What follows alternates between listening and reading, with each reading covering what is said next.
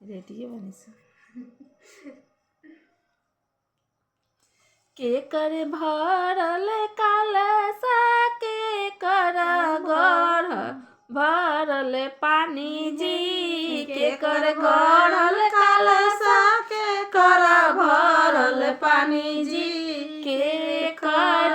बबुनी करेलिया स्नान जी के कर बबुनी करेलिया स्नान जी कुमर के गढ़ल कलसा चेरिया के भरल पानी है कुमर के गढ़ल कलसा चेरिया के भरल पानी जी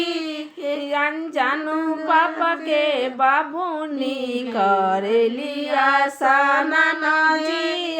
जानू पापा के बाबूनी करेलिया स्नान जी के कर गढ़ल कलसा के कर भरल पानी जी के कर गढ़ल कलसा के कर भरल पानी जी के कर बहिनी करेलिया स्नान जी के कर बहिनी करेलिया स्नान जी कुमर के गढ़ल कलसा चेरिया के भरल पानी है